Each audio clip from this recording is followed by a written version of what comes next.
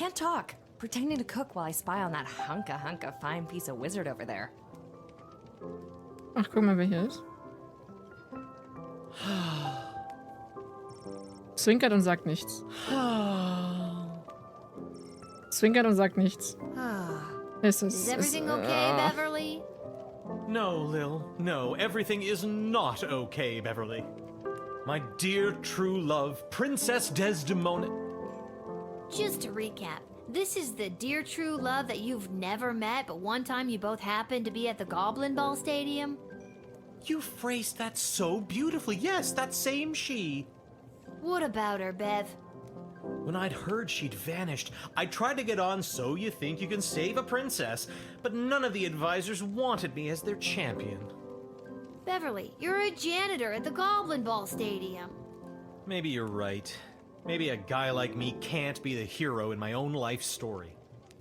Mom always said I lacked that main character energy. Tell me what to do, Lil. Should I return to my job or go off to rescue my darling love? Okay. What the hell? I say, go for it, Beverly. Risk it for the biscuit. What biscuit? It's a metaphorical biscuit. In this case, the biscuit is Am the Ende princess. rettet er die Prinzessin. Pass And mal you auf. think I should risk what exactly? Ich bedauere das nicht. Riskier dein Leben. Oh nee, ich will ihn jetzt nicht in den Tod stürzen lassen. Scheiße. Never mind. I regret this entire conversation. If you must be regretful, regret what you didn't do, not what you did. Ja, willkommen bei That's TCG. beautiful. Who wrote it? The great Mark Goblin Twain. Beverly, I don't think you should risk anything. I think you should keep on being your sweet, stupid self and go back to work. Yeah, you might have a point there. I don't have that many more vacation days. Listen, Bev, it's getting late. I'm gonna go. I understand. Farewell, Beverly. Es tut mir schon ein bisschen leid. It's still broken, Lil. Do me a favor. If any tinkerers... Ach du Scheiße, die beiden hier. Pathetic, weak coward! You should do the honorable thing and let me kill you. Okay, ich geh wieder. Oh, you would just love that, wouldn't you? Yes, I would. I would like to commend you on your choice of adventurer. The princess is as good as rescued. On behalf of the Marvog Empire, I vehemently disagree. You had the chance to send a powerful warrior, but instead you chose a sneaky, deceitful thief. She made the right choice. The kingdom of Petrad supports her. The Marvog Empire would grudgingly accept an apology for your actions. Mit diesem krassen russischen Akzent, ich weiß es nicht. Sorry. Looking back, I agree with you, Praetor Kargan. If I could do it over again, I would choose the warrior. Please forgive my error, and do not take it as a slight against the Marvog Empire. The Marvog Empire accepts your most gracious apology. You truly are a friend of our people, and this will not soon be forgotten. This slight shall be remembered by the kingdom of Petrad. Egal, ich habe die Kriegerin auf meiner Seite. Ich glaube, da bin ich sicherer aufgehoben. I'm sure my darling... Ach, guck mal, wer hier noch ist. Salutations to you, little sister of this big, beautiful world. My journeys across this land have brought me here. I know, we met. At the gate? Whoa, I completely forgot. Gotta go easy on the Peace Blossom. Oh, Anywho, wow. What do you know about Councilwoman Ash? back when I knew Ash, she was already bitter, jaded, and afraid of anything she didn't understand. A true protectionist, looking to keep everyone in their own little box. If she had her way, nothing would ever change or grow, and eventually we would all look, dress, and think exactly the same way. Anything else you want to know about? Ich war doch diese Vollbusige dann, ne? Striker ist die mit der Rüstung? What do you know about Oh, ich merke meinen Lieutenant Namen so schlecht. Stryker? Stryker has always lived in a world of black and white. There's good and evil and nothing in between. If you're good in Stryker's eyes, you get nothing. Left to fend for yourself, but free. But if you're bad, the hammer of the law is swift and brutal. Small offenses come attached to massive mandatory minimum punishments. You've heard of 3 strikes and you're out? As far as Stryker's concerned, it's 2 strikes. The strike you make and the strike she makes. Ist immer so random. Erst so Englisch und dann mal wieder Deutsch.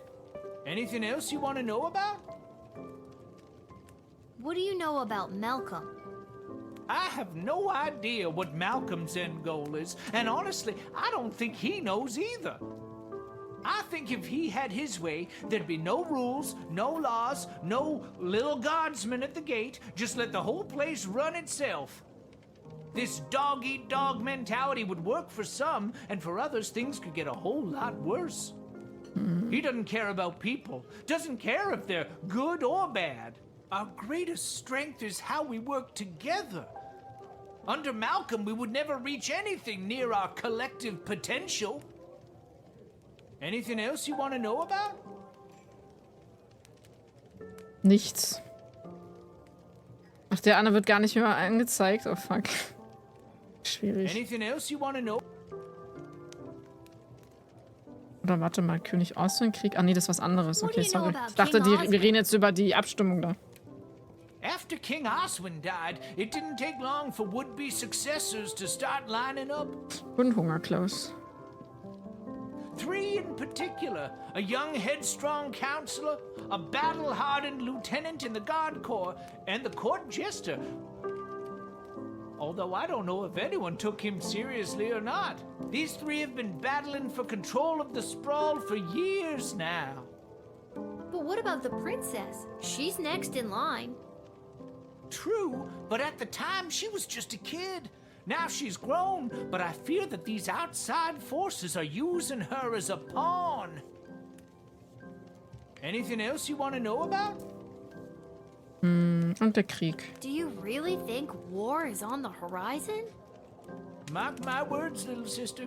The sulfur mines in Petrard have not been this busy in a generation, filling the air with smoke as they produce gunpowder and explosives. And the Marvog are sharpening their knives. How many ballets can there be? With a praetor already established, this looks like training to me. Even here in the sprawl, the power vacuum of King Oswin's death has everyone jockeying for position, threatening the internal balance of the entire kingdom. But then again, what do I know? Just an old wizard wandering from town to town looking for a little bit of joy to put in my pocket. Anything else you want to... Nee, jetzt haben wir alles. So, da ist der komische Typ mit dem Hut. This hat, it is not. This hat. Ja. Der hat die ganze Zeit irgendwelche verschiedenen Hüte auf. Oh je. Can't talk, Lil. Dann gehe ich mal raus.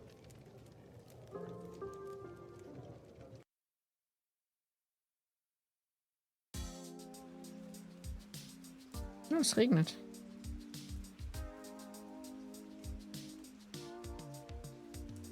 You've been at this a while. You should have enough cash by now to power up. Ja, ich kann nur was verkaufen. Ich kann nicht so viel... Oh, scheiße. Haben richtig Probleme gerade.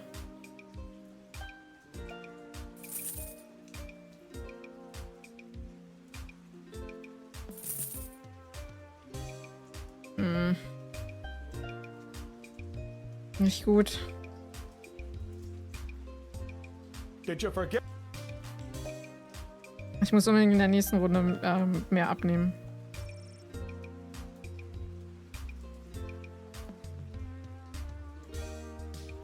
Hallo Ninja. Ja, sind noch 3 Tage, das stimmt. Ich muss die Leute mehr abzocken.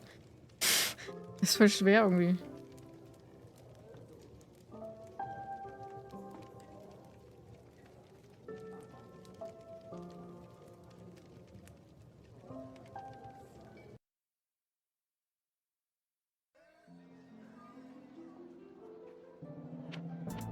Kobold-Treffpunkt. Da wollten wir auch hin. Oh, mein Bauchschmerz ist mal nicht besser gerade, ne? Geht in eine dunkle Seitengasse entlang und findet eine rote Tür. Sie klopft, hört eine Bewegung hinter der Tür und plötzlich öffnet sich ein Schlitz und sie sieht ein paar leuchtende gelbe Augen, die sie anstarren. Were you followed? What's the password? Was?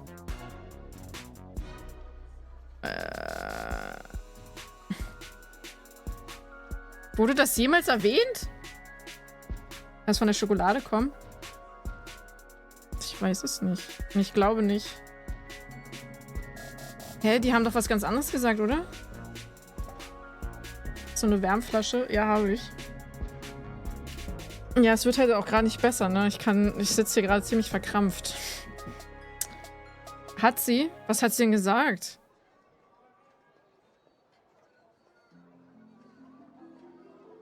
Ich habe davon gar nichts gelesen. Das habe ich voll... Scheiße. Bestimmt eine Anspielung auf Passwort Swordfish. Auch nicht wirklich.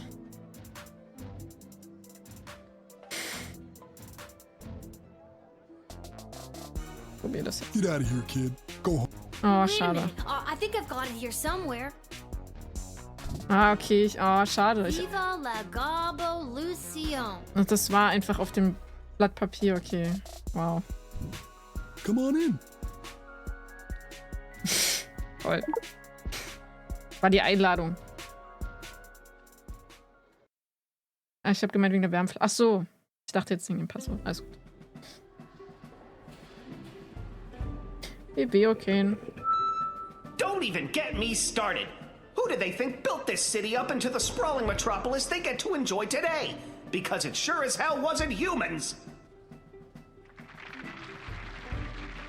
Did humans haul the stone that became our roads and buildings? No! Troll labor did that!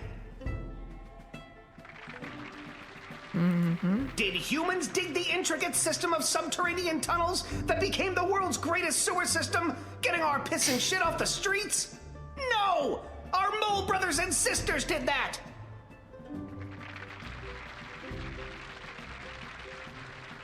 Eklig, aber wahr. The late King Oswin was a man full of empty promises. He vowed to end the persecution and oppression of all goblins, dwarves, kobolds, vampires, you name it. Hallo, Rio. But last time I checked, I'm still treated like a second-class citizen.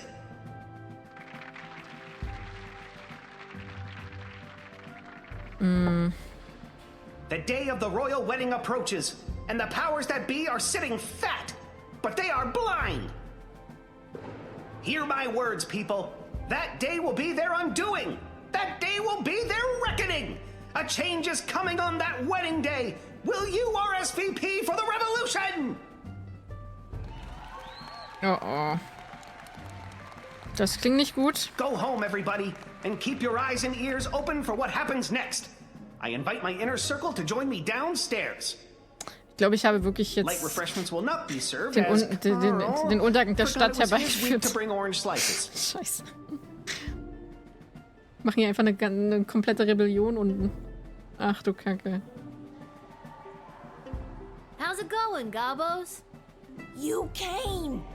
You owe me $5, Gary. It's worth it. Did you hear him? Isn't he amazing? What did you think? Das ist gefährlich. He seems really intense. Are you kidding? Weren't you listening? Look, you're lucky his slide projector broke down. The audio visuals make it even more horrifying. So, is something really gonna happen on Princess Desdemona's wedding day? Like an attack? Es könnte gut sein, dass sie die Prinzessin haben, um vielleicht irgendein Druckmittel zu haben. Who knows? The leader and his inner circle keep their cards pretty close to their chest. But whatever it is, it's gonna be a real game changer. Well, I'm just glad I'm not invited. Das und das habe ich schon wegen Bauchweh. Okay. Just keep your ears peeled and your eyes to the ground. You'll get your chance to be on the right side of history. You'll see. I hope so. See you around, fellas. Viva la Gobolution! Ich kann nicht mehr aussprechen. Viva la Gobbolution! Gobbolution. Ach, scheiße. You're getting it. Oh Gott, ey. Alles klar.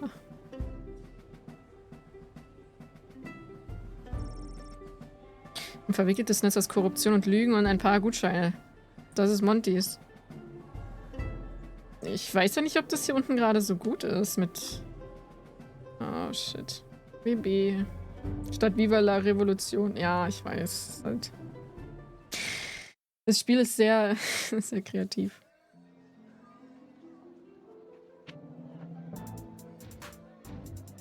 Thank you, Neffe. Ach du Scheiße. Okay.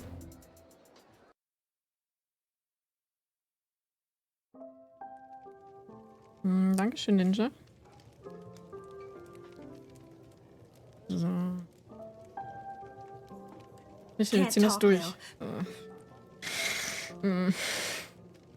Sehr toll.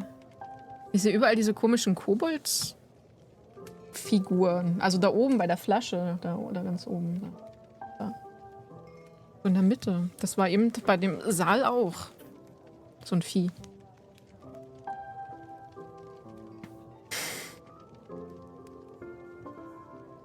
This hat, it is not as fantastic. I think I've done. Ein geheimes Zeichen vielleicht, wer weiß.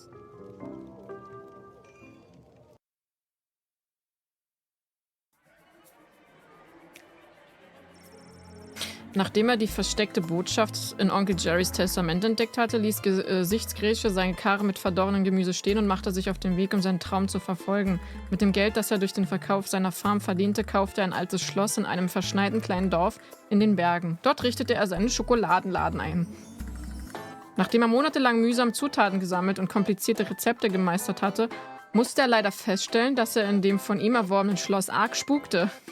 Niemand in der Stadt glaubte seinen Bitten um Hilfe bei der Bekämpfung von Geistern und Gespenstern. Der Arzt des Städtischen erklärte ihn sogar für unzurechnungsfähig und wies ihn in die Heilanstalt ein, die sich zufällig in einem anderen Spukschloss befand.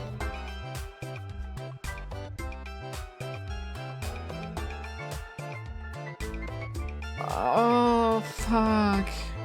Der Arme. Die Kinder des verschneiten kleinen Städtchens erzählten immer noch die Geschichten vom Kobold im Schloss, der nach schimmligen Rettich roch. Und so endet die Geschichte von Gesichtsgrätsche. Boah, was? Edward, der Großartige, gelangte schließlich zu Becky Schneidermanns Geburtstagsfeier. Er legte gleich mit seiner bewährten Routine los. Er öffnete mit Zieh eine Karte, ging über zu...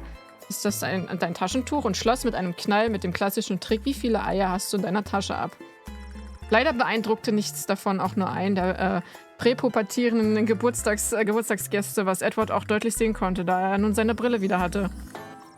Nach seinem Auftritt gönnte sich Edward ein Stück Vanillekuchen und wartete unbeholfen auf Mr. Schneidermann, um abzurechnen. Mit dem Scheck in der Tasche ging Edward direkt in den Gartenladen seiner Eltern, um mit seinem Erfolg zu prahlen. Unglücklicherweise hielten Edwards Eltern ein Scheck über 37 Gold, 40 vor Abzug des Preises für ein Stück Vanillekuchen, nicht für einen sonderlich großen Erfolg. Sie waren sehr enttäuscht ob der Berufswahl ihres Sohnes, wie Edward aufgrund seiner Brille deutlich sehen konnte. Uff. Gary und Julian waren ganz aus dem Häuschen, sich bei der Kundgebung zu sehen. Sie prallten vor ihren Freunden damit, dass sie das kleine Menschlein nicht nur überzeugt hatten, ihnen Eintritt zu gewähren, sondern sie Lilse dazu gebracht hatten, an einer Kundgebung der Kobold-Befreiungsarmee teilzunehmen. Oh, scheiße. Nachdem du gegangen bist, nahm der Anführer der KBA Gary und Julian zur Seite, um ihnen persönlich dafür zu danken, dass sie geholfen hatten, die Kluft zwischen den Gruppen zu überbrücken. Das bedeutet Julian sehr viel, dessen Glaube an der Sache hell und heiß brannte. Gary jedoch konnte sich nicht ganz von seinem Tagtraum einer Welt lösen, in der er tatsächlich ein mächtiger Magier war und nicht nur ein Kobold, der so tat, als wäre er einer. Sicher, er würde immer noch die Bemühungen der KBA unterstützen, aber er könnte dies ja auch tun, während er Feuerwerkskörper aus seinen Fingerspitzen schoss oder Miniatureinhörner herzauberte, um seine Freunde zu erfreuen und zu unterhalten. Was als einfacher zwei Kobold in einem Trenchcoat-Gag begann, weckte etwas in Kobold Gary. Von diesem Tag an begann sein Bestreben, ein Zauberer zu werden. Alles, was er jetzt noch brauchte, war ein Gewand, eine Narbe und eine deprimierende Vorgeschichte als Waisenkind. Pass auf, Chloe zündet Waisenhäuser an, ne? Nachdem er bei den verdrehten Schwestern ein Gläschen seines Lieblingsgesöffs gekippt hatte, machte sich Echo auf den Weg zu den Kegelköppen, den örtlichen Bowlingclub in Sprawl, wo sein Team einen Ligaabend bestritt.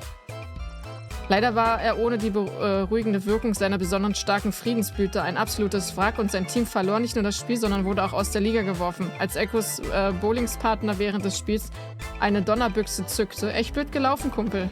Oh, fuck.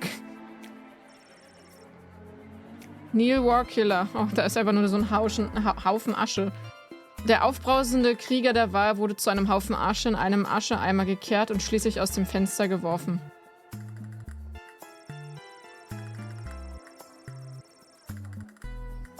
Nachdem er, du meinst also ernsthaft, eine Prinzessin retten zu können, verloren hatte, kehrte Articulus Flammenhände in seinem Turm und zu seinem Stapel unbezahlter Rechnungen zurück. Not gonna lie, ohne Quatsch jetzt. Articulus hatte den Auftrag echt gebrauchen können. Die Belohnung für die Rettung eines Mitglieds der Königsfamilie hätte wohl den Löwenanteil seiner Schulden abgedeckt. Mal abgesehen von dem ganzen Geld, das er mit den ganzen Gratissuppe bei Montys hätte sparen können. Nachdem er, du meinst also ernsthaft, eine Prinzessin retten zu können, gewonnen hatte, warf Perry Shotson eine seiner patentierten Rauchbomben, um für einen heimlichen Abgang zu sorgen. Nachdem er sich draußen von der kleinen Rauchvergiftung erholt hatte, machte er sich daran, jeden in Sprawl zu beklauen, nachzuspielen und auszuhorchen, ob nicht doch irgendwie etwas über die Aufenthaltsort der verschollenen Prinzessin wusste. Und schließlich traf er ihn doch. Und zwar traf Perry einen Ziegelstein, den eine wütende, zuvor von ihm bestohlene Person nach ihm geworfen hatte. Scheinbar hatte der im Schatten wartende Trick des Diebes nicht funktioniert und so formierte sich ein wütender Mob um ihn herum. Eine bewährte Rauchbombe würde ihn schon da rausholen, dachte er. Und das hätte sie auch, wenn es nicht die letzte beim Verlassen des Studios verbraucht gehabt hätte. Nachdem sich alle die gestohlenen Dinge zurückgeholt hatten, trug der Mob Perry zum höchsten Turm von Sprawl, um ihn von oben hinunter zu werfen, und niemand wurde je wieder von Perry Shotson behelligt.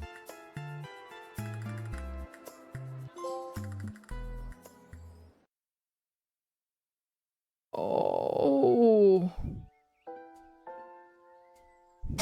Boah, das Spiel ist ja grausam. Lil, rise and shine. Alter. What, Dad? You rise, you shine. I'll take Die 5 sind ja more alle minutes. tot. Alle tot. It's time to get up. Oh, fuck. Er wurde gelyncht, Shouldn't ja. you be down at the guard shed? And shouldn't I be heading down to cover for you? Do you want the good news or the bad news? Ich geb die schlechten Karten. We have to work the night shift tonight. I'm going back to bed. No, you're getting out of this house and taking some time to yourself today. Why do we have to work the night shift? Good news or... Oh, Gottes Willen. Apparently you didn't pick the right person's champion for the rescue mission, whatever that means. And they're punishing you for it. And I won't be able to cover for you, because I'm also working the night shift at the East Gate. Okay, and what's the good news? There isn't any. I guess it was just bad news this time. Hier haben sie einen Haufen Scheiß und einen Haufen Scheiße. Suchen Sie sich das aus. Ist das jetzt das gute Ende oder das böse? Ich habe das Gefühl, wir laufen auf das Böse zu. Keine Ahnung. Irgendwie Who's alles punishing auf. you? No one. I work the night shift a couple times a week to help us get by. Oh, Dad, I didn't know that. So, I guess you could say the economy is punishing me. That and inflation. If taxes keep going up, I might have to get a third job so we can keep affording things like your little doohickey here. Uff. Wait, don't touch that! Happy End. Oh, fuck. Whoa. What just happened? Do you want the good news or the bad news? Both are. I don't know. Do you feel okay? I feel fine, sweetie. No need to look all blurry about it. Now you get out of here and enjoy your day off. But don't enjoy it too much. You have to work all night, remember? Wir haben jetzt einfach Nachtschicht. Cool. Okay, I'm going. Just try not to operate any heavy machinery until I get back. I should probably check in with Dr. B and make sure my dad isn't radioactive. Okay. Nehm's mal mit. Nachtschicht fühle ich. Aha, Liz, was hast du gemacht? Ich habe gar nichts gemacht.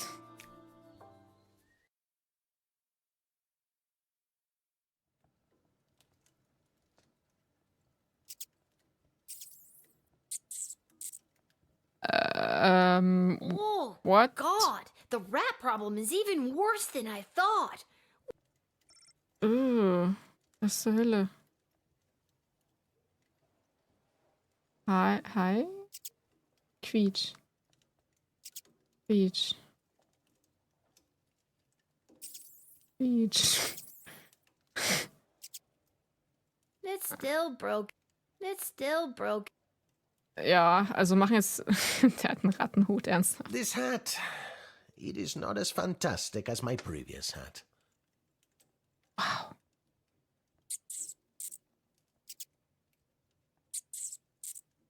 Das klingt irgendwie komisch. Also am Tag sind die Ratten unterwegs und machen da an der Bar alles unsicher. Ich verstehe.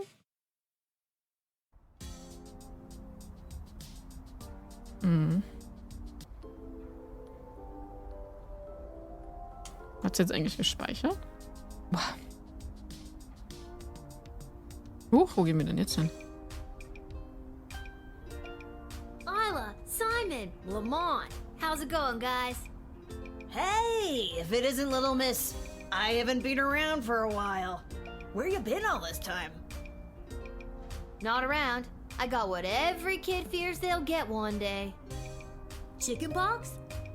Worse than that, Simon. I got a job. What are you up to? Einfach Kinderarbeit. Well, you just missed the rock throwing portion of our morning. Sadly, we chucked the last rock in the alley over the fence. Next, well... We were thinking of seeing if we could get our mitts on some of the cool stuff that Garby guy's got over there. I have to use a bunch of those for my job, and even though they look like a barrel of laughs, they're serious business. Come on, Lil. For some reason, the world is basically treating you like you're old. Work your magic and score us some sweet loot. Sweet loot. I'm not sure if it's a good idea, but I'll talk to Garbanzo over there and see. Ich will es mir halt nicht mit ihm noch mehr verscherzen, ne? Die meisten dieser Verbrecher sind Teil der berüchtigten Hilltop Gang, ein Haufen Vollpfosten.